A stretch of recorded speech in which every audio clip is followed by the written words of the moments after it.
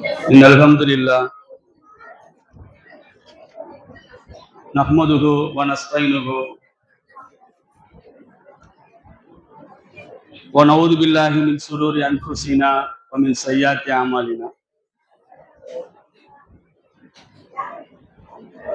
من يهده الله فلا مضل له ومن يضلل فلا هادي له وأشهد أن لا إله إلا الله وحده لا شريك له وأشهد أن محمدا عبده ورسوله اللهم صل على محمد وعلى آل محمد كما صليت على إبراهيم وعلى آل إبراهيم إنك حميد مجيد اللهم بارك على محمد وعلى آل محمد كما باركت على إبراهيم وعلى آل إبراهيم إنك حميد مجيد يا أيها الناس اتقوا ربكم الذي خلقكم من نفس واحدة وخلق منها زوجها وبث منهما رجالا كثيرا ونساء واتقوا الله الذين تساءلون به والأرحام إن الله كان عليكم رقيبا يا أيها الذين آمنوا اتقوا الله وقولوا قولا سديدا سبحانك لا علم لنا إلا ما علمتنا إنك أنت الحليم الحكيم ربي اشرح لي صدري ويسر لي أمري واحلل عقدة من لساني ويفقهوا قولي. பெரும் மதிப்பிற்கும் மரியாதைக்கும் உரிய எல்லாம் அல்ல ஏகனாகிய அல்லாஹ்வின் நல்லடியார்களே, உங்கள் மீதும் என் மீதும் வல்ல ரஹ்மானின் வற்றாத பெருங்கருணை இம்மையிலும் மறுமையிலும் என்று நிலவட்டமாக என்று பிரார்த்தனை செய்தவனாக தமிழ்நாடு தௌஹீத் ஜமாத் தஞ்சை வடக்கு மாவட்டம் மேலக்காவேரி கிளையின் சார்பாக நடக்கின்ற பெண்களுக்கான குடும்பவியல் இஸ்திமா என்ற இந்த நிகழ்வின் உரையினை துவங்குகின்றேன். அல்லாஹ்வுடைய மார்க்கத்தை அதனுடைய தூய்மையான வடிவிலே அறிந்து கொள்ள வேண்டும். அதன்படி இந்த உலக வாழ்க்கையை அமைத்துக் கொள்ள வேண்டும் என்ற ஒரு உயர்ந்த நோக்கத்தை அடிப்படையாக கொண்டுதான் பல்வேறு சிரமங்களுக்கு மத்தியிலும் பல்வேறு பணி சுமைகளுக்கு மத்தியிலும் நாம் எல்லாம் இங்கே ஒன்று குழுமியிருக்கின்றோம். இந்த நேரத்தில் இந்த தலைப்பிற்கான செய்தி என்னவென்று சொன்னால், சமூக வலைதளங்களும் சதிராடும் குடும்பங்களும். பொதுவாக இந்த இஸ்திமா போன்ற நிகழ்வு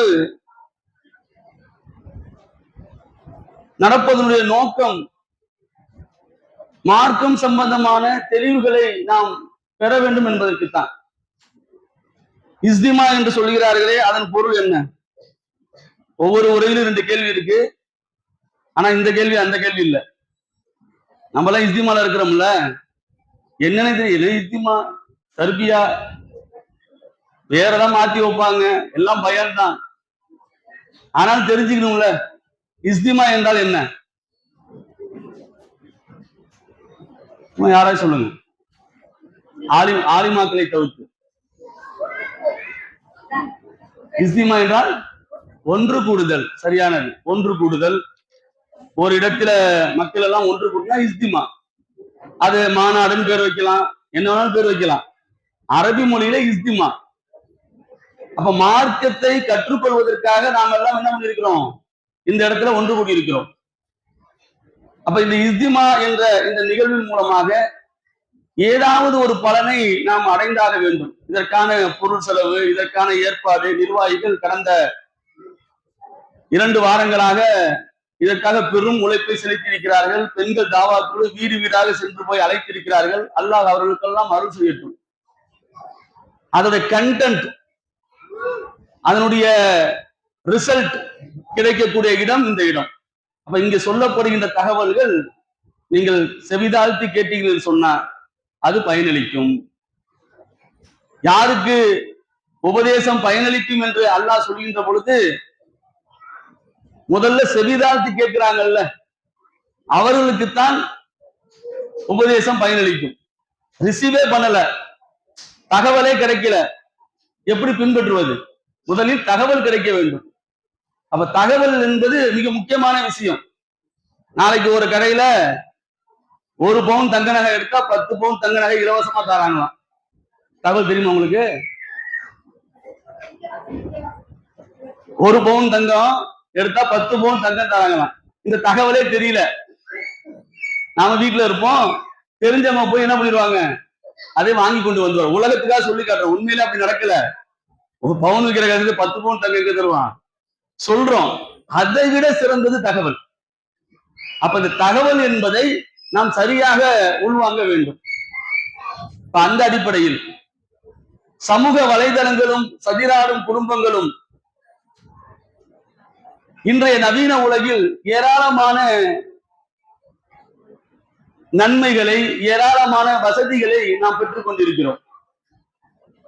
ஆனால் அந்த வசதிகள், வாய்ப்புகள் எல்லாம்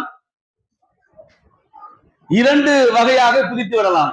ஒன்று, அடிப்படை தேவையாக இருக்கின்ற வசதிகள். அது தேவைதான், அது இருந்தா எங்களுக்கு கொஞ்சம் சௌகரியமா இருக்கும். ஒரு காலத்துல கொடக்கல்ல மாவு அரைச்சிட்டு இருந்தாங்க. 2 பேர் 3 பேர் உட்காந்துக்குவாங்க. ஊருக்கு அதெல்லாம் அங்கதான் ஓடும். உளுந்து அரைக்கிறதுக்கு முன்னாடி, அரிசி அரைக்கிறதுக்கு முன்னாடி ஸ்டார்ட் பண்ணிடுவாங்க. ஒரு 2 படி அரிசியை போட்டு அரைக்கிறதுக்கு 3 மணி நேரம் ஆகும். கிரைண்டர் இல்லாத காலம். அன்னைக்கு பெண்களுக்கு கை காலம் நல்லா சலாமத்தா இருந்துச்சு. மிக்சி கிடையாது, இவங்கதான் மிக்சி. கிரைண்டர் கிடையாது, இவங்கதான் கிரைண்டர். எல்லாமும் இவங்கதான். அப்ப அந்த காலத்துல பொழுதுபோக்கு என்பதும் மற்ற சௌகரியம் என்பதும் ஒரு குறைவான இடத்திலே இருந்தது. இன்னைக்கு அப்படி கிடையாது. எல்லாவற்றிற்கும் என்ன இருக்கு, மிஷின் வந்துருச்சு. இப்ப ஏஐ கிட்ட கேட்டுட்டு இருக்கிறான், தகவல் கேட்கிறான். ஏஐ கிட்ட போய் இது என்ன அது என்னன்னு கொஞ்சம் எங்க வீட்டுக்கு வந்து வேலை செஞ்சு கூடாதுன்னு கேட்டுட்டு இருக்கிறான். அந்த அளவுக்கு ஏஐ கிட்ட பேச ஆரம்பிச்சுட்டான். என் வீட்டுல வேலை இருக்கு, என்னால எந்திரிக்க முடியல, ஒரு அசதியா இருக்கு. அப்ப நவீனங்கள் வளர்ந்து கொண்டே இருக்கிறது. ஆனால் அந்த நவீனங்களை கொண்டு நாம் நன்மையை அடைகிறோமா, தீமையை அடைகிறோமா? அந்த நவீனங்களை கொண்டு அல்லாஹ்வுடைய மார்க்கத்தை மேலோங்க செய்கிறோமா, அல்லது அல்லாஹ்வுடைய மார்க்கத்துக்கு எதிராக அதை பயன்படுத்துகிறோமா? இப்ப இதில் நாம் தெளிவாக இருக்குன்னு சொன்னா, நாம் நபி வழியையும் அல்லாஹ்வுடைய வேதத்தையும் பற்றியுமான அறிவை நாம் வளர்த்துக் கொண்டிருக்க வேண்டும். எல்லா காலத்திலும் ஃபித்னா இருந்தது, எல்லா காலத்திலும் இப்லீஸ் இருந்தான். இப்லீஸ் எல்லா காலத்திலும் இருக்கிறான். ஆதம் அலைஹிஸ்ஸலாம் முதற்கொண்டு இப்லீஸ் இருக்கதான் செய்யறான். ஆனால் அவனிடம் இருந்து தப்பிப்பது என்பதனை அல்லாஹ் மிக தெளிவாக ஆரம்ப நாள் முதலே சொல்லிக் கொடுத்து விட்டான். ஆதம் அலைஹிஸ்ஸலாம் அவர்கள் சொர்க்கத்திலிருந்து வெளியேற்றப்படுகிறார்கள். என்ன காரணம்? திருடுனாங்களா, பொய் சொன்னாங்களா? இன்னைக்கு நாமெல்லாம் எதெல்லாம் பாரதூரமான பாவம் என்று நினைக்கிறோமோ எந்த பாவமும் செய்யல. அல்லாஹ்வுடைய ஒரே ஒரு கட்டளை, சொர்க்கத்துக்குள்ள போங்க, உங்களுக்கு வேணுகின்ற வாழ்க்கை வாழ்ந்து கொள்ள. அது சும்மா அனுப்பல, ஜோடியோடு தான் அல்லாஹ் அனுப்புறான். ஜோடியாக சொர்க்கத்தையும் உலாவாருங்க. கிட்டத்தட்ட டூரிஸ்ட் பிளேஸ் வைங்களேன், சொர்க்கத்தை விட ஒரு சிறந்த டூரிஸ்ட் பிளேஸ் இருக்குமா? அப்ப அந்த பிளேஸ்ல அனுப்பிட்டு அல்லாஹ் சொல்றான், இந்த உலகத்துல நீங்க சுட்டு திரியுங்க, உங்களுக்கு தான் ஃப்ரீ பேர்டு. ஆனா ஒரே ஒரு கட்டளை, மரத்தை நெருங்காதீர்கள். இது எவ்வளவு பெரிய பயங்கரமான விஷயமா, பாரதூரமான விஷயமா, பெரிய பாவமா? இல்லை. நீங்க சிந்திச்சு பார்த்தா, நீங்க ஒரு தோட்டத்துல போறீங்க, ஒரே ஒரு வாழை மரம் இருக்கு, மற்ற மாதிரி பலா மரம் இருக்கு, வேப்ப மரம் இருக்கு, புளிய மரம் இருக்கு, ஆப்பிள் கூட இருக்கு, எல்லாத்தையும் சாப்பிடுறீங்க. வாழை மரத்தை மட்டும் நெருங்காதீங்க அப்படின்னு சொல்லி அனுப்புறாங்க. என்ன கஷ்டம் இருக்கு இதுல? அப்ப அவங்க நெருங்குன்னு என்ன பண்ணல, ஆதமும் அவ்வாவும் அந்த மரத்தை நெருங்குவதற்கான எண்ணம் கிடையாது, சிந்தனை கிடையாது. ஆனால் அல்லாஹ்வுடைய கட்டளை என்பதை இப்லீஸ் அறிந்து கொள்கிறான். அவங்க அந்த ஐடியாவிலே இல்ல. இவன் உள்ள என்ன பண்றான், என்ட்ரி ஆகுறான். உள்ள என்ட்ரி ஆகி அவர்களிடம் திரும்ப திரும்ப பேசிக்கொண்டே இருந்தான். ஒரு நாள்ல நடக்கலங்க. இப்லீஸ் கொஞ்சம் கொஞ்சமாக ஆதமுடைய உள்ளத்துல நஞ்சை கலந்து கொண்டே இருந்தான். ஏன்? அவனுக்கு தெரியும் அல்லாஹ்வுடைய கட்டளை என்பது அது சின்னதோ பெரியதோ, கட்டளை கட்டளை தானே. அல்லாஹ்வுடைய கட்டளை என்பது அதற்கு ஒரு மிகப்பெரிய மதிப்பு இருக்கு, புனிதம் இருக்கு. அப்ப இப்லீஸ் என்ன பண்றான், தொடர்ந்து ஆதம் அலைஹிஸ்ஸலாத்திற்கு மனோ இச்சைகளை ஏற்படுத்தி கொண்டே இருக்கிறான். வசுவாசம் சொல்லுவாங்க. இது ஏன் சொல்றோம்னா, இப்லீஸ் அன்னைக்கு என்ன ஃபார்முலா பயன்படுத்தினானோ அதே ஃபார்முலா தான் இன்னைக்கு இருக்கு. அவன் மாறவே இல்லை. அன்னைக்கு என்ன அவன் திட்டம் தீட்டினானோ அதை தான் இன்னைக்கு செய்யறான். அப்ப கொஞ்சம் கொஞ்சமாக அந்த நெஞ்சை கலந்து ஒரு கட்டத்துல அவங்க அந்த மரத்தை நெருங்கிறார்கள். அல்லாஹ் கேட்கிறான், இந்த சைத்தான் உங்களுக்கு பகிரங்கமான எதிரி என்று நான் அறிவிக்கவில்லையா? இதுக்கு எச்சரிக்கைலாம் அல்லாஹ் செஞ்சிருக்கிறான். சும்மா அனுப்பல, பிராங்கா அனுப்பல. இப்படி ஒருத்தன் வருவான், உங்கள்கிட்ட பேசுவான், தொல்லை பண்ணுவான், நீங்க கவனமா இருங்க, இந்த மரத்தை நெருங்காதீங்க நான் உங்களுக்கு சொல்லலையா? ஆனா செய்ய வைத்தது எது? பாவம் செய்யற மோடுல இருந்தாங்களா? நீங்க எத்தனையோ மோடு சொல்றாங்களா? பாவம் செய்யற மோடுலாம் இல்ல. கொஞ்சம் அசந்தாங்க, இப்லீஸ் தட்டிட்டான். கொஞ்சம் இந்த மரத்தை நெருங்குனா என்ன நடக்குன்னு இப்லீஸ் ஒரு வாக்குறுதி கொடுத்தான். பொய்யான வாக்குறுதி. இப்லீஸ் அந்த வாக்குறுதி என்ன? நீங்க மலக்குகளா மாறிடுவீங்க. அவங்க மனிதர்களா இருக்கிறாங்க, அவங்ககிட்ட போய் பேசுறான், நீங்க 2 பேரும் மலக்காயிருவீங்க, இங்கேயே இருப்பீங்க, காலிதீனி ஃபீஹா, என்றென்றும் எப்பொழுதும் இங்கே இருப்பீங்க. எப்படி? 2 விஷயத்த சொன்னாங்க. உங்களுக்கு மரமே இருக்காது, இங்கே இருப்பீங்க, உயர்ந்த நிலையை அடைவீங்க. இன்னைக்கு இப்லீஸ் அப்படித்தான் நம்மகிட்ட பேசிட்டு இருக்கிறான். அல்லாஹ்வுடைய கட்டளையை மீறுவதற்கு இன்னைக்கு இப்லீஸ் தர வார்த்தை என்ன? நீங்க இங்கேயே இருந்துருவீங்க, உலகத்திலே இருந்தீங்க, உங்களுக்கு மரணமே வராது. மருத்துவெல்லாம் போயிட்டு வருவோம், ஜனாசா தொழுகையெல்லாம் கலந்து கொள்வோம். ஆனா நாம மரணிப்பதை பற்றி பெருசா சிந்திக்க மாட்டோம். அவங்க மூத்தா போயிட்டாங்க, நம்மளுக்கு எத்தனை வயசாலும் அப்படித்தான். 20 வயசுலயும் இப்படிதான் இருப்போம், 30 வயசுலயும் இப்படிதான் இருப்போம், 50 வயதானாலும் சரி, 70 வயதானாலும் சரி, எல்லாரையும் அடக்கம் பண்ணாலும் நாம மௌத்தா போவோம். கொஞ்சம் டைம் இருக்கு. அப்படிலாம் எல்லாம் டக்கு நம்ம தூக்கிடுவானா? நாம எவ்வளவு பெரிய தக்குவாதாரி, நாம எப்படி எல்லாம் தௌஹீதுல இருக்கிறோம், நம்ம எப்படி எல்லாம் இதை ஃபாலோ பண்றோம், அப்படி இல்லை.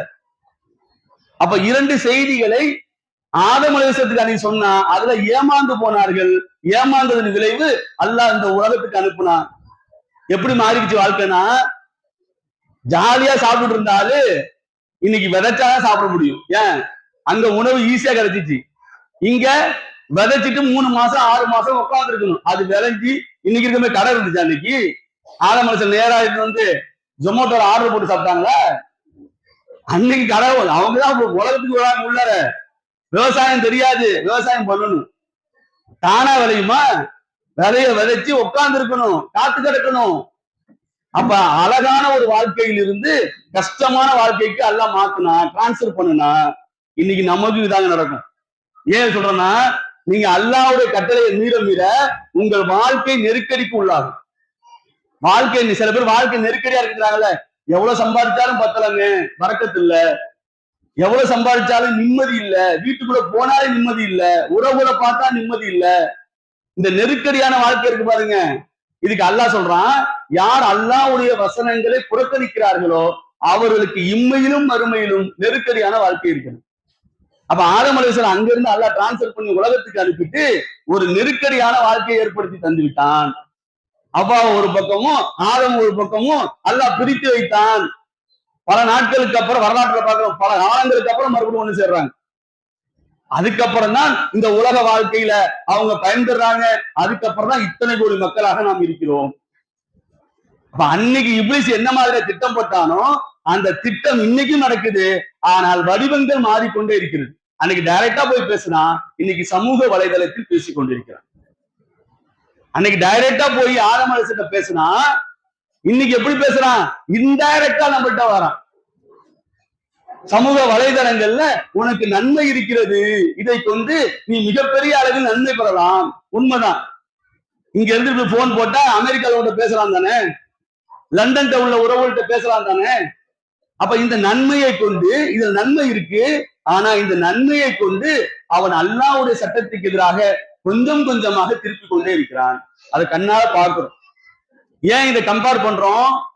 அதை கண்ணால பார்க்கிறோம். சமூக வலைதளங்களால் நான் இவ்வளவு பெரிய உயர்ந்த நிலையை அடைந்தேன், இவ்வளவு பெரிய உயர்ந்த மதிப்பெண் பெற்றேன், ரொம்ப எண்ணி சொல்லிடலாம், விரல் விட்டு எண்ணி சொல்லிடலாம். ஆனால் அதனால் நடந்த தீமைகள் ஏராளம். ஒவ்வொரு நாளும் நீங்கள் பத்திரிகையில் படித்துக் கொண்டே இருக்கிறீர்கள். உங்கள் அக்கம் பக்கம் நடந்து கொண்டே இருக்கும். எங்கிருந்து அதனுடைய ஆணிகள் தொடங்கும் என்று சொன்னால் சமூக வலைதளங்கள், ஊடகங்களில் தான் தொடங்குகிறது. இப்ப நாம் அதில் கவனம் செலுத்த வேண்டும் என்று சொன்னால் நாம் அதிலிருந்து தப்பிக்க வேண்டும். இப்லீஸோட இந்த வலை இருக்கிற சதி வலை, இந்த சதி வலை இருக்கிறதா, இந்த சதி வலையிலிருந்து நாம் தப்பிக்க வேண்டும். இந்த வலைதளங்களை தப்பிக்க வேண்டும் சொன்னா இதை பற்றிய நாலேஜ் இருக்கணும். அல்லாஹ் சொல்றான், ஆதம் அலைஹிஸ்ஸலாம் சொல்றான், இன்னா எகிதி என்னக்கும் இன்னி முதல். அதுக்கான வழி என்ன தெரியுமா? என்னிடம் இருந்து உங்களுக்கு நேர்வழி வரும். பமன் தபிய குதாய பல ஹௌஃபுன் அலைஹிம் வலா ஹும் யஹ்சனூன். அந்த வழியில இருந்தாதான் உலகத்திலும் கவலை இருக்காது, மறுமையிலும் கவலை இருக்காது. உலகத்திலும் அச்சப்பட மாட்டோம், மறுமையிலும் அச்சப்பட மாட்டோம். அப்ப நாம் இந்த ஃபார்முலா இருக்குல்ல, இந்த ஃபார்முலாவை நீங்க கையில வச்சிருந்தீங்கன்னா நீங்க சமூக வலைதளங்களை பயன்படுத்தும் பொழுது நீங்கள் இப்லீஸினுடைய வலைதளங்களில் நீங்கள் சிக்க மாட்டீர்கள். இந்த ஃபார்முலா தெரியணும், இந்த திட்டம் தெரியணும், அவருடைய சூழ்ச்சி தெரியணும். அதை நாமும் நம்முடைய சந்ததியிற்கும் கடத்த வேண்டிய நிலையில் இந்த நிலை இருக்கிறது. ஏன்? நல்லது போல கொண்டு கெட்டது சேர்ப்பான். டைரக்டா கெட்டது வராது, நல்லது போன்று முதல்ல நல்லது போல ஆரம்பித்து அதில் கெட்டதை கொண்டு வந்து முடிப்பான். இறுதியில் அவர்கள் முகம் குப்புற நரகத்திலே தள்ளப்படுவார்கள். இப்ப நாம விளங்கணும், இந்த சமூக வலைதளங்களின் மூலமாக நாம் நன்மையை பெற வேண்டும் என்ற முயற்சி இருக்கலாம். எத்தனையோ ஆன்லைன் கிளாஸ்கள் சமூக வலைதளம் தான் நடக்குது. எத்தனையோ மிகச்சிறந்த ஆப்புகளா வந்துருச்சு, திருமறை குர்ஆனுடைய தப்சீர் எல்லாம் வந்துருச்சு, மிகப்பெரிய நன்மை வந்துருச்சு. ஆனால் அதோடு நின்று விடவில்லை, இதோடைய கருப்பு பக்கத்தையும் நாம் அறிந்து கொள்ள வேண்டும். அறிந்தால்தான் நாம் நம்முடைய நிலையை சரி செய்து கொள்ள முடியும். அதை தவறவிட்ட குடும்பங்கள் தான் சதிராடும் குடும்பங்களாக மாறி இருக்கிறது. தொடர்ந்து மொபைல் போனை பயன்படுத்தி அதில கேம் விளையாடக்கூடிய பிள்ளைகளுடைய நிலை இன்னைக்கு அதிகரித்துக் கொண்டே இருக்கிறது. 2 வயசு 3 வயசு குழந்தைங்க போன்ல எல்லாம் சாப்பிட மாட்டேங்குது. அம்மாக்காரங்க ஆரம்பத்தை என்ன பண்ணுவாங்க, என் புள்ள அமைதியான புள்ள, எப்பப்பா அமைதியா இருக்கும், போனை கொடுத்தா அமைதியாயிடும். யானைக்கு அங்குசம் மாரி சின்னோண்டு அங்குசம் ஒண்ணு வச்சிருப்பாங்க, குச்சி மாரி. அந்த குச்சிக்கு யானைக்கு சம்மந்தம் இருக்கா? ஒரு மிதி மிதித்தா சுக்குநூறா போயிடும் அந்த குச்சி. ஆனா அதை பார்த்து பயப்பட வச்சிருப்பான். அதுக்கு ஒரு ட்ரைனிங் இருக்குன்னு வச்சுங்களேன். அந்த குச்சியை காட்டி காட்டி உணவு அடைச்சி வச்சு அதுக்கு ஒரு பயத்தை ஏற்படுத்தி இந்த குச்சியினாலதான் உணவு கிடைக்குதுன்னு அதை ஒரு மெஸ்மரிசம் என்று சொல்வார்கள். மூளை செலவை செய்து யானை என்ன பண்ணுவான், யானை குச்சி வச்சிருப்பான். கிட்டத்தட்ட இந்த போன் அப்படி மாறிடுச்சு. பிள்ளைகளை அமைதிப்படுத்தினா போன் என்ன நடக்கு தெரியுங்களா? தொடர்ந்து அந்த பிள்ளைகள் ஸ்க்ரோல் பண்ணிக்கிட்டே இருக்கிறாங்க. நீங்க நினைச்சு பாருங்க, உங்களுக்கு போதுமான அறிவு இருந்தாதான் ஒரு வீடியோவை பார்க்க முடியும். வீடியோக்கள்ல எல்லாம் அப்படியே எல்கேஜி வீடியோ, சின்ன பிள்ளைங்க பொம்மை மட்டுமா வருது? பெரிய கருத்துக்கள் எல்லாம் வீடியோல கண்டென்ட்டா போடுவான். இந்த சின்ன பிள்ளை பார்க்கும், ஏன் இதுக்கு இவன் சிரிக்கிறான், ஏன் இதுக்கு இவன் அழுவுறா தெரியுமா அந்த பிள்ளைக்கு? அதுக்கு இருக்கிற நாலேஜ் வச்சு பார்க்கும், புரியாது. இப்ப மூளை என்ன பண்ணும், புரியாத விஷயத்தை நிறைய பார்க்கும் பொழுது கரப்ட் ஆகிவிடும். நிறைய சின்ன பிள்ளைகள் சாப்பிட்ட சாப்பாடு செரிக்கலங்க. 3 வயசு 4 வயசு பிள்ளைக்கு சாப்பாடு செரிக்கல, கான்ஸ்டிபேஷன் பிரச்சனை வருது. சரி, கான்ஸ்டிபேஷன் பிரச்சனை வருது, என்னப்பா காரணம்? உடல்ல எதுவும் பிரச்சனையா, லிவர்ல எதுவும் பிரச்சனையா? எல்லாம் நல்லா இருக்கு, லாஜிக் டிசைன் நல்லா இருக்கு, எல்லாமே நல்லா இருக்கு, ஆனா செரிமானம் நடக்கல. என்னன்னா மூளையிலிருந்து அதுக்கு கிடைக்க வேண்டிய சிக்னல்கள் சரியாக கிடைக்க மாட்டேங்குது. கண்டறி சொல்றான். இதை தயாரித்து அனுப்பியவர்கள் யூதர்கள். இந்த ஸ்க்ரோல் சிஸ்டம் இன்னைக்கு இருக்குல்ல, இன்னைக்கு தொடர்ந்து ஊடகங்கள் பெரிதாகிட்டே இருக்க. இதுல இருந்து மிகப்பெரிய அளவுல காசு சம்பாதிக்கிறது யாரு? Elon Musk. எலான் மாஸ்க் என்ற ஒரு யூதன், உலகத்தின் நம்பர் 1 பணக்காரன். ஆனா என்ன தெரியல அவங்களோட திட்டம், இஸ்ரேல் என்ற யூத நாட்டுல அவங்க பிள்ளைகளுக்கு கேம் கடை விளையாடக்கூடாது, நாட்டிலே பேன் பண்ணிட்டான். போன்ல வராது கேம். ஆனா அவன் உருவாக்குற கேம் எல்லாம் நம்ம பிள்ளைகளுக்கு தரான். ஏன்? ஒரு காலம் வரும் இவர்கள் மூளை இருக்கும், ஆனா அந்த மூளை வேலை செய்யாது. இன்னைக்கே பாதி பேர் ஏஐ கேட்டு எழுதிட்டு இருக்கிறான். ஏஐ அல்லாஹ் எப்படி மனுஷனை படைச்சான், ஆதம் அலைஹிஸ்ஸலாம் படைச்சுட்டு மலக்குமார்களை கூப்பிட்டு அல்லாஹ் பேசினா, நான் பூமியில ஒரு பிரதிநிதியை உருவாக்க போறேன், இது ரப்புக்களின் மலாய்க்கத்தை இன்னி ஜாகிரத்தில் அருணி கலிப்பா, நான் ஒரு பூமியில ஒரு பிரதிநிதியை உருவாக்க போறேன். அந்த பிரதிநிதியோடைய ஹைலைட் என்ன தெரியுமா? த இன்டெலிஜென்ட், மேத, கிளவரு. ஆதமுடைய படைப்புடைய துவக்கமே எப்படின்னா டேட்டா அனலைசர். உலகத்தில் எல்லா டேட்டாவும் ஒரு உடம்புக்குள்ள இருந்துச்சுன்னா அது ஆதம் உடம்புல இருந்துச்சு. அதனாலதான் அல்லாஹ் கூப்பிட்டு மலக்குமாரை பேசினா, இந்த டேட்டா வச்சிருக்கிறாருல, இந்த ஏஐ, நான் படிச்சிருக்க ஒரு ஏஐ இருக்குல்ல, இந்த ஏஐ நீ கேள்வி கேள்வி, நான் ஒரு கேள்வி கேட்கிறேன், நீங்க பதில் சொல்லுங்கள். மலக்குமார்கள் விழிப்புதி நின்றார்கள். அவங்க ரொம்ப நாளா இருந்தாங்க வானத்திலேயே. அப்பா சொல்றான், சுபஹானக்க லா இல்மலனா இல்லாம அல்லம்தனா இன்னக அன்தல் அலிமுல் ஹக்கீம். யாரா நீ தூயவன், நீ கற்றறிந்ததை எனக்கு தெரியாது, ஆனா ஆதமுக்கு தெரிஞ்சிருக்காரு. ஆதம் data analyser, number 1 data save. இன்னைக்கு ரிப்பீட் எப்படி மாத்திட்டான், அவங்களோட பிள்ளைகள் நம்ம மத்தவங்கள்ட்ட டேட்டா கேட்கிற மாதிரி போயிடுச்சு. கொஞ்சம் கொஞ்சமா ஒரு காலம் இருந்துச்சுங்க, மனப்பாடம் பண்ணி போன் நம்பர்லாம் சொல்லுவோம்ல, நீங்க உங்க போன் நம்பரே மனப்பாடமா தெரியுமான்னு தெரியும். 10 போன் நம்பர் மனப்பாடமா வச்சிருக்கோம். அத்தா போன் நம்பரு, அம்மா போன் நம்பரு, ரொம்ப நெருங்கிய ஒரு போன் நம்பர்லாம் மனப்பாடமா சொல்லுவோம். இன்னைக்கு அது மாறி போச்சு, அதான் போன்ல இருக்க. நம்மளுடைய மூளையோட செயல்கள் குறைஞ்சு போச்சு. ஒரு காலத்துல கணக்கு சொல்லிடுவாங்க, 25x25னா 625 டப்புன்னு சொல்லிடுவாங்க. மல்லிகை கடையில உட்கார்ந்து இருப்பாங்க, டக்கு டக்கு டக்குன்னு கணக்கு போடுவாரு, கால்குலேட்டர்லாம் இருக்காது. 7x7 49 ரூபாங்க. இன்னைக்கு மேக்ஸ் படிக்கிற பிஎஸ்சி மேக்ஸ் படிக்கிற ஸ்டூடெண்ட் கேளுங்க, சொல்லுமா 16x16 எவ்வளவு? இந்த அடிக்கிறேன் கால்குலேட்டர். கால்குலேட்டர் வந்துச்சு, கணக்கு போடுற சிந்தனை மாறிடுச்சா? அப்படி கொஞ்சம் கொஞ்சமாக இன்று இருக்கின்ற இளைய தலைமுறை பிள்ளைகளை இந்த போன் கொஞ்சம் கொஞ்சமாக மூளை செலவு செய்து கொண்டிருக்கிறது. இதிலிருந்து நம்முடைய பிள்ளைகளை காப்பாற்ற வேண்டாமா? சாதாரண சின்ன பிள்ளைகள் ஆரம்பிச்சு பெரிய இளைஞர்கள் காலேஜ் படிக்கிறான், கவுண்டர் ஸ்ட்ரைக் உட்காந்து விளையாண்டு, அவனுக்கு தகுந்தாப்புல கேம். எப்படி அவர்களுடைய வேலை இருக்குதுன்னா, சின்ன பிள்ளைங்க இருந்தாப்புல ஒரு கேம், காலேஜ் போறானா அவனுக்கு ஒரு கேம், பெண்களுக்கு ஒரு கேம், இப்படி கேம்ல அல்லாஹ் சொல்றான், வீணும் விளையாட்டும் தவிர வேறில்லை. இந்த உலக வாழ்க்கை வீணும் விளையாட்டும் தவிர வேறில்லை. அப்ப இந்த சமூக வலைதளங்கள் என்பது நம்மை சுற்றி இருக்கின்ற மிகப்பெரிய மாய வலையாக இருக்கிறது. இதிலிருந்து நாம் தப்பித்துக் கொள்ள வேண்டும் சொன்னால் ஒரே ஒரு வெப்பன் தான் கையில இருக்கு. ஒரே ஒரு வெப்பன். என்ன வெப்பனுங்க? இந்த சூழ்ச்சியிலிருந்து தப்பிக்கணும்னு சொன்னா, இந்த சமூக வலைதளங்கள் சூழ்ச்சியை தப்பிக்கணும்னு சொன்னா ஒரே ஒரு ஆயுதம் அல்லாஹ் நம்மகிட்ட கொடுத்திருக்கிறான். இப்லீஸ் பெரிய ஆள் தான், ஆதமே வழிகெடுத்தானே, நம்மளாம் சும்மாவா? போற போக தட்டிட்டு போயிடுவான். ஆனா இப்லீஸை ஜெயிக்கிற ஒரு ஆயுதத்தை அல்லாஹ் கொடுத்திருக்கிறான். என்ன ஆயுதம்? இப்படிலாம் கேட்டா என்னங்க பண்றது? நீங்க நினைச்சதெல்லாம் நாங்க சொல்லணுமா? சும்மா நீங்க எது வேணாலும் சொல்லலாம், ஏதாவது சொல்லுவீங்கன்னு பார்த்த வேற ஒண்ணும் இல்ல. குரான். குரான் சரியான பதில். வேற தொழுகை, மானக்கேரான செயல்களிலிருந்து தொழுகை காப்பாத்து. வேற இறை அச்சம். மாஸ்டர் இறை அச்சம், தக்குவா இருக்கணும்.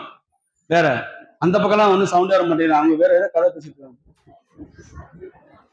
அங்க லாஸ்ட்ல உள்ள சொல்லுங்க. அமல்கள்,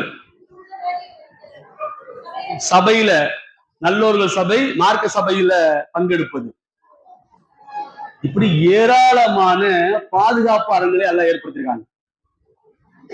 அதுல மிக முக்கியமானது குரானை பற்றிய அறிவு. அல் ஃபுர்கான், குரானுக்கு இன்னொரு பேரு அல் ஃபுர்கான்.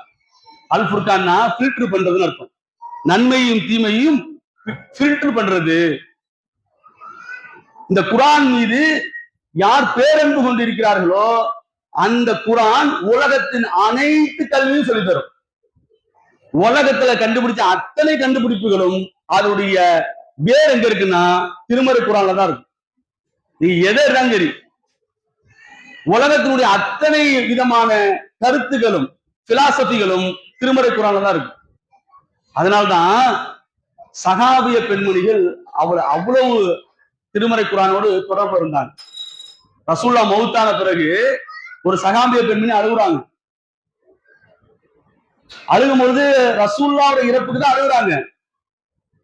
ரசூல்லாவோட இறப்பு எல்லாரையும் மிகப்பெரிய தாக்கம், மிகப்பெரிய இழப்பு.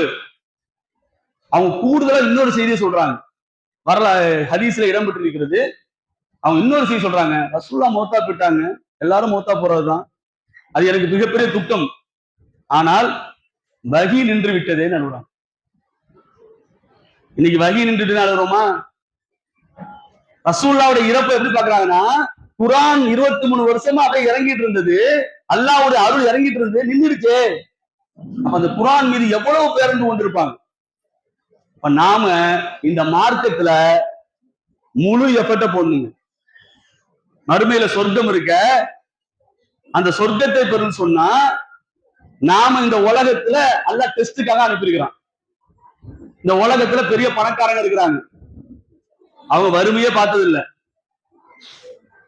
உலகத்துல பெரிய பணக்காரங்க இருக்காங்க, வறுமையே பான் வித் சில்வர் ஸ்பூன்பாங்கல்ல, பிறக்கும் பொழுது தங்கத்தட்டில் பிறந்த பெண் அப்படின்னு வச்சுங்க, அவங்களுக்கு அல்லாஹ் நிறைய செல்வம் கொடுத்துருக்கான்.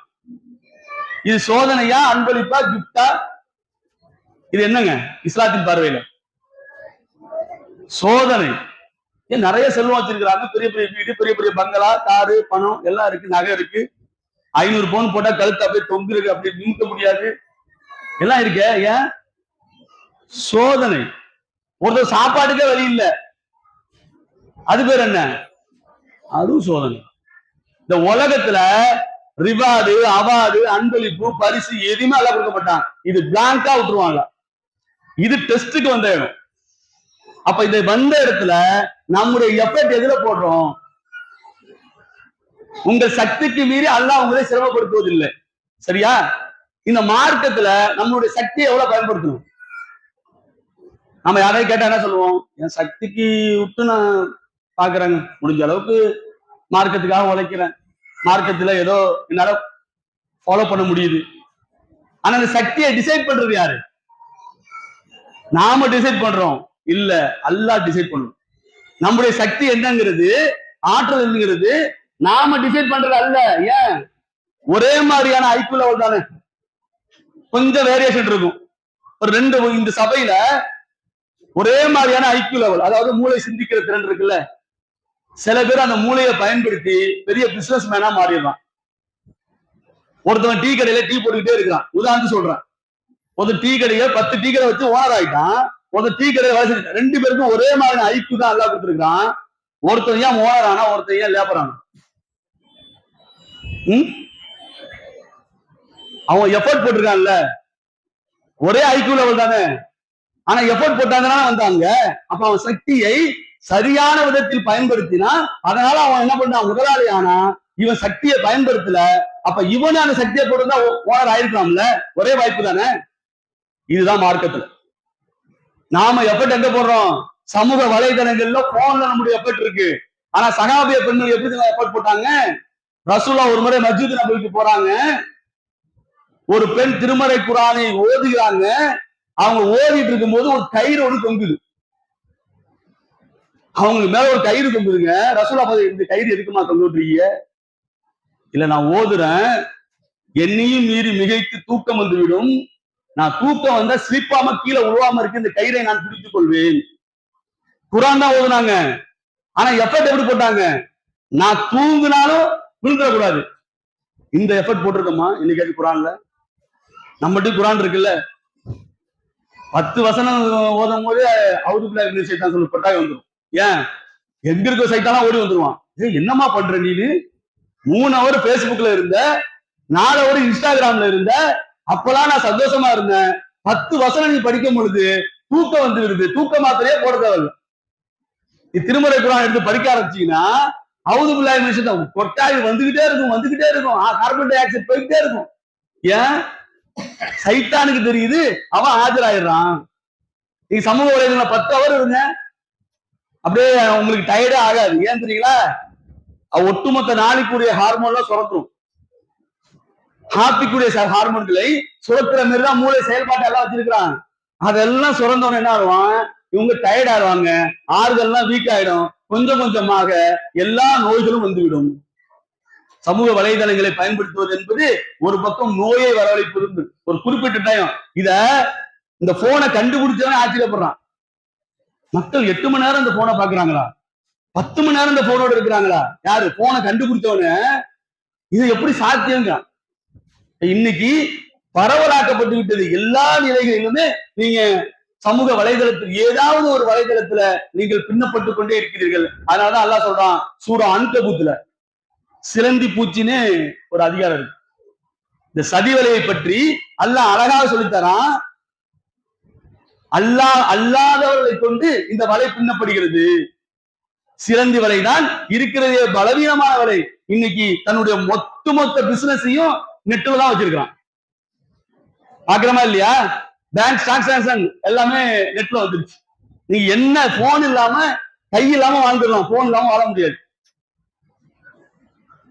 அந்த நிலைமைக்கு எல்லாத்தையும் நெட்வொர்க்ல கொண்டு வந்து ஒரு சிலந்தி வலையை பின்னிக்கொண்டே இருக்கிறான். அல்லாஹ் சொல்றான், இதுதான் பலவீனமான வீடு. அப்ப சஹாபிய பெண்மணிகள் குரான்ல எஃபர்ட் போட்டாங்க. நாம இன்னைக்கு வலைதளங்கள்ல அந்த எஃபர்ட்டை போட்டுட்டு இருக்கோமே, அல்லாஹ் கேட்க மாட்டானா? மறுமையில கேட்க மாட்டானா? யாரெல்லாம் என் சக்திக்கு உட்பட்டு தான் குரான் ஓதுனேன், சக்திக்கு உட்பட்டு தான் தஹஜ்ஜுத் தொழுதேன், இது உன் சக்தியா? இதுதான் உன்னுடைய எனர்ஜியா? இப்படிதான் நீ பொய் சொல்றீங்க.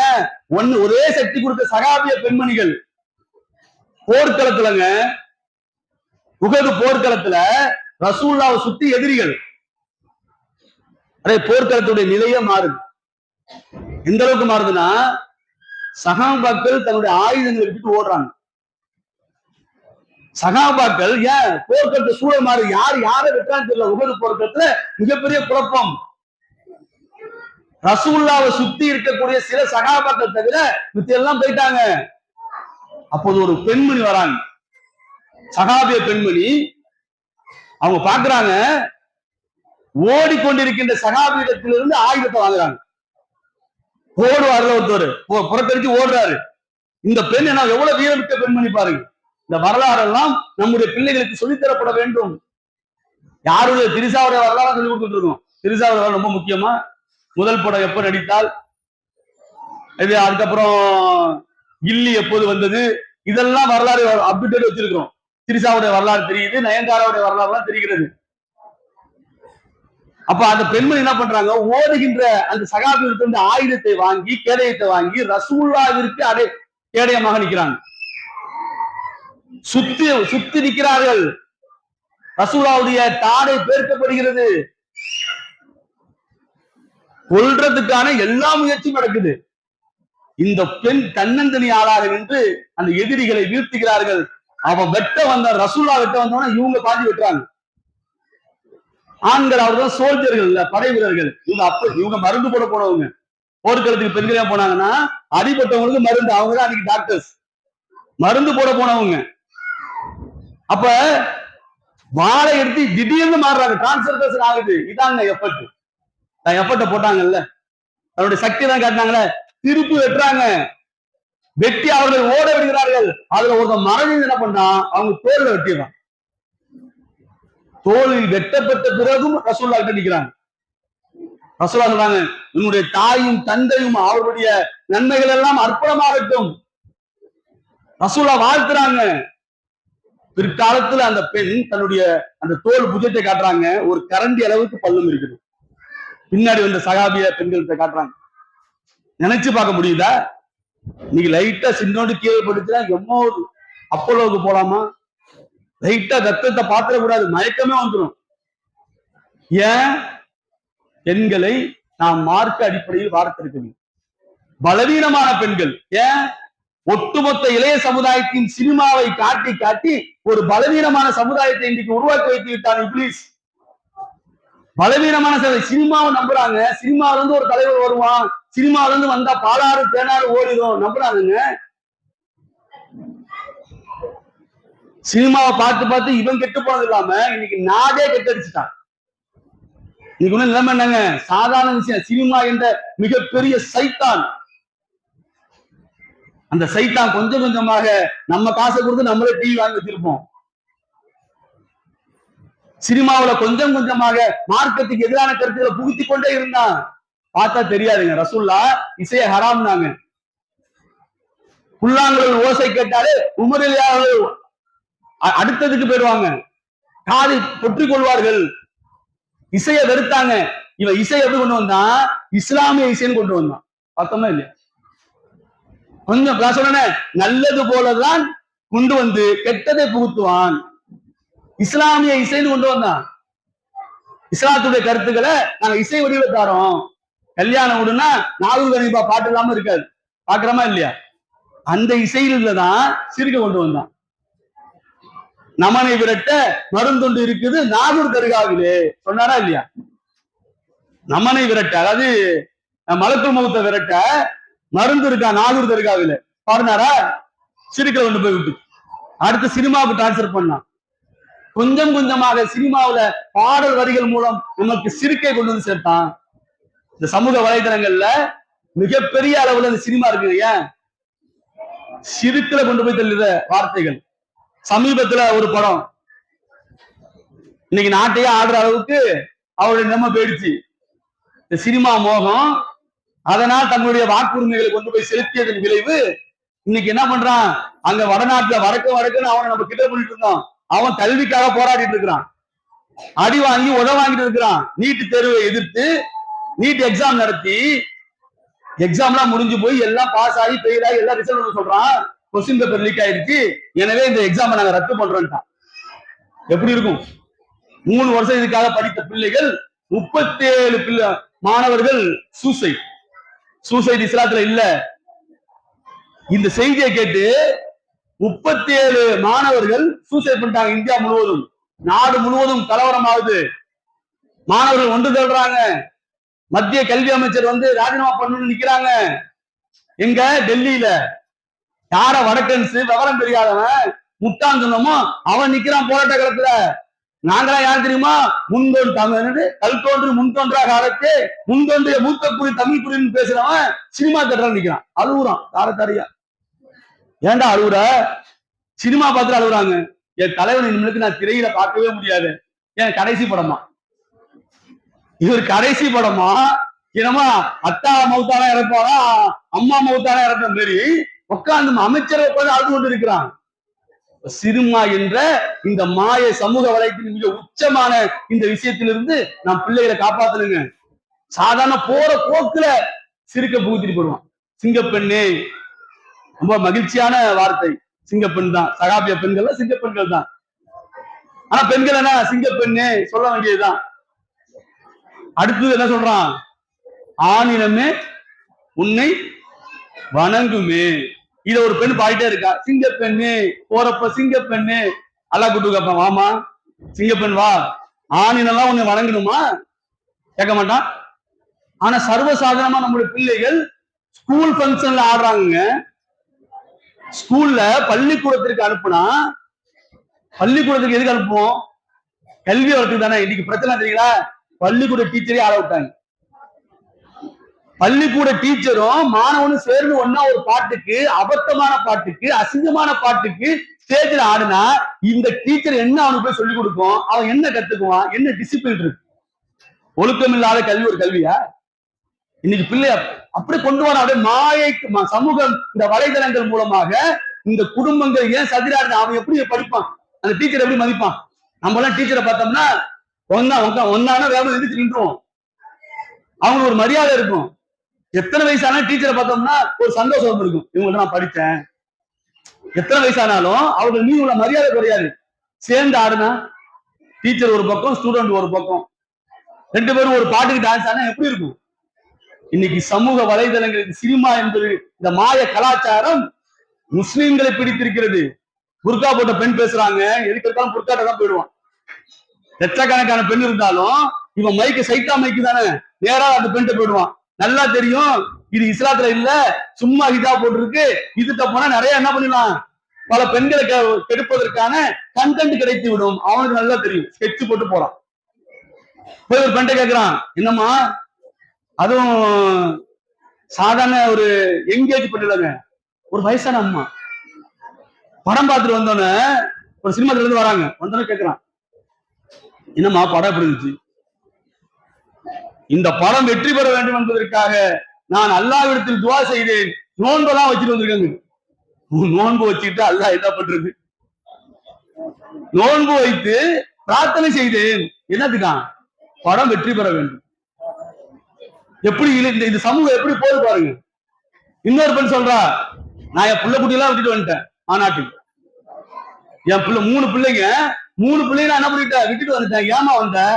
என் தலைவனை பார்க்க வந்தேன். யார் தலைவர்? இவர் தான் அரிசி மூட்டை வாங்கி கொடுத்தாரு, இவர் தான் மல்லிகை ஜாமான் வாங்கி வீட்டு கொடுத்தாரு, இவர் தான் பிள்ளைங்க மலஞ்சலம் போனா இவர் தான் பிள்ளைங்க உதவி செஞ்சாரு, இவர் தான் கட்டிக்கிட்டு குடும்பம் நடத்துறாரு. யாரு? எதுவுமே செய்யல. திரையில வந்தான், ஹாய் சொன்னா, ஹலோ சொன்னா, பாட்டு பாடுனா, உடனே இந்த பெண்கள் மயங்கி விட்டார்கள். இந்த பெண்கள் நிலை என்ன? மயங்கி விட்டார்கள். மயக்கத்துல பல பெண்கள் நிலை. எனக்கு மாப்பிள்ளை கிடைச்சா எப்படி கிடைக்கணுமா, நல்ல ஒழுக்கமான மாப்பிள்ளை, தண்ணி அடிக்காதவன், தம் அடிக்காதவன், மத்த பிரச்சனைகள் இல்லாதவன், சரியாக சம்பாதி, இப்படி கேட்டா ஓகே, எனக்கு அவரை போல மாப்பிள்ளை வேணும். கேட்பது யாருங்க? முஸ்லிம் பெண்கள். நாம சிந்திக்கணும், அல்லாஹ் இந்த மார்க்கத்தில் உள்ள பெண்களுக்கு ஏராளமான கண்ணியத்தை கொடுத்திருக்கு. சாதாரண கண்ணியம் கிடையாது. ஆனால் சினிமா என்ற மாய வலையில போய் சிக்கிறாங்களே, அதை மதிக்கிறாங்களே, அதன் பக்கம் போறாங்களே, அவர்களை கொண்டு போய் சிறுக்கில தள்ளுற வேலையை செய்யறான்.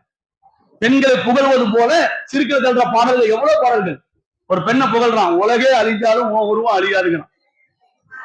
80s 90sல கண்மணி கண்மணியே தெரியல, அது பாட்டோட தொடக்கம். இந்த வார்த்தை மட்டுமா வச்சிருக்கோம், உலகே அழிஞ்சாலும் உருவம் அழியாது, உயிரே பிரிஞ்சாலும் உச்சிரே பிரிஞ்சு உறவு பிரிஞ்சாலும் பிரியாட்டி என்ன சொல்லுவான். அல்லாஹ் திருமறை குர்ஆன் சொல்றான், குல்லுமன் அலைகாப்பான், எல்லாம் அழிஞ்சு போயிடும், எல்லாம் அழிஞ்சு போயிடும், உங்க அல்லாஹ்வோட முகம் அழியாதுங்கிறான். இவன் அதை கொண்டு போய் என்ன பண்றான், காதல் வரியில போய் ஃபிட் பண்றான்.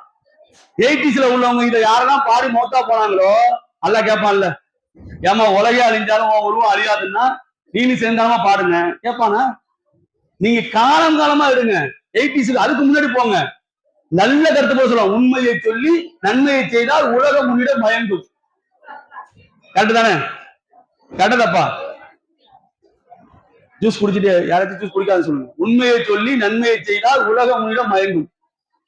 கரெக்டா தப்பா? கரெக்டா வந்துருங்க. அதான இஸ்லாம் சொல்லுது, உண்மையை சொல்லணும். உண்மை பேசுறது ரொம்ப கஷ்டம், உண்மை பேசுறது ரொம்ப ரொம்ப கஷ்டம். அதை செஞ்சு நன்மையை செய்தால் உலகம் உன்னிடம் மயங்கும். அடுத்த வரி, உன் நிலை உயரும் போது பணிவு கொண்டால், நிலை உயரும் ஒருத்தருக்கு பணிவு காட்டு ரசூலா சொல்றாங்க. எல்லாம் ஹதீஸா, சூப்பர், முடிக்கலாம் பாருங்க. உன் நிலை உயரும் போது பணிவு கொண்டால் உயிர்கள் உன்னை வணங்கும். மறுபடியும் போடு, சிங்கப்பெண்ணு. அங்க போட்ட வரிய 1970 போட்ட அதே வார்த்தைய 2024 சினிமால போடுறான், மாத்திரம். இப்படி ட்ரெண்ட மாத்துவான், சிஸ்டத்தை மாத்த மாட்டான். புரியுதா உங்களுக்கு? அதனால்தான் ஹிஜாப் அணியக்கூடிய பெண்களை கூட நரகத்துல தள்ளுற வேலையை பாக்குறானா இல்லையா? ஹிஜாப் எதுக்கு அணிகிறோம்? ஒரு ஆண் ஒரு பெண்ணை பார்த்தா கவரக்கூடாது, அட்ராக்ட் பண்ணக்கூடாது. பார்த்தாலே கவருது ஹிஜாப. நீ ஹிஜாப்ல ஃபேஷன் டிசைன்லாம் மிஞ்சி போயிடும். ஃபேஷன் டிசைன் வச்சிருக்காங்கல்ல, அதுக்கு ஒரு தனி படிப்பு இருக்கு. அந்த படிப்பு எதுக்கு வைக்கிறாங்கன்னு அது ஒரு பெரிய சப்ஜெக்ட். ஆனால் ஹிஜாப் என்பது பெண்ணினத்திற்கு, அதுவும் முஸ்லிம் பெண்களுக்கு அல்லாஹ்வால் தரப்பட்ட மிகப்பெரிய கண்ணியம். அதை சைத்தான் உடைக்கிறானா இல்லையா? ஹிஜாப்னா திரை. இப்ப திரை போட்டா நான் தெரியக்கூடாது, திரையே கவர்ச்சியா இருந்தா. அதனால ரசூலுல்லாஹ் சொன்னாங்க, ஆடை அணிந்திருப்பால் ஆனால் அணியாதது போல் இருப்பால். எப்படி? ஆடை அணிந்திருப்பா ஆனா அணியாதது போல். ஆடை இருக்கும், பேருக்கு இருக்கும், சொர்க்கத்தின் வாடையை கூட வரும். சொர்க்கத்துக்கு போறதும் அப்புறம் சொர்க்கத்தினுடைய வாடையை கூட நுகர முடியாது. ஆனா இஸ்லாம் வழங்கிய அந்த கண்ணியம் என்ன தெரியுங்களா? உலகத்துல மிகப்பெரிய கண்ணியத்தை இஸ்லாம் வழங்கி இருக்கு. உதாரணம் சொல்றதா இருந்தா, ரசூல்லா தன்னுடைய பேத்தியோட விளையாடுறாங்க. உமாமா யார் இந்த பேத்தின்னா ஜைனபுடைய மகள். ரசூலுடைய மகள் ஜைனப் இருந்தாங்கல்ல, அவங்க மகள். எப்படி விளையாடுறாங்கன்னா தோல்ல தூக்கி வச்சுட்டு விளையாடுறாங்க. தோல்ல தூக்கி வச்சுட்டு பிள்ளைகிட்ட விளையாட்டு காட்டிட்டு இருக்காங்க.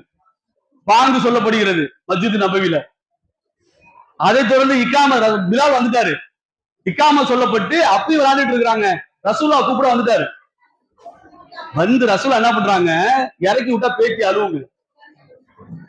தோளில் வைத்துக் கொண்டே மஸ்ஜித் நபிக்கு போயிட்டாங்க. தோளில் வைத்துக் கொண்டே மஸ்ஜித் நபிக்கு போயிட்டாங்க. போய் சப்புலையும் நிக்கிறாங்க. சகாபாக்கள் பாக்குறாங்க, எப்படி தொழுவ போறாங்கன்னு தெரியலையே. ரசூல்லா சப்புல நின்று தொழுவையை ஸ்டார்ட் பண்ணிட்டாங்க. தோல்லை தன்னுடைய பேத்தியை வைத்துக் கொண்டு. நீ நினைச்சு பாருங்க, உலகத்துல பல இடங்களுக்கு பெண்கள் வரக்கூடாதுன்னு இன்னைக்கு சட்டம் போட்டிருக்கிறான். ஏன்? நீங்க எல்லாம் தூய்மையானவர்கள் இல்ல, பாக்குறமா இல்லையா? சில சில சில இடங்கள்ல பெண்களை தடுத்து வைக்கிறாங்க. பல மார்க்கத்துல இங்க ஒரு இறை தூதர் உலகத்தின் மிக உயர்ந்த பள்ளிவாசல்ல பல ஆயிரம் மடங்கு நன்மை தர பள்ளிவாசல்ல தன் தோளில் ஒரு பெண்ணை தூக்கி வைத்திருந்தார்கள்.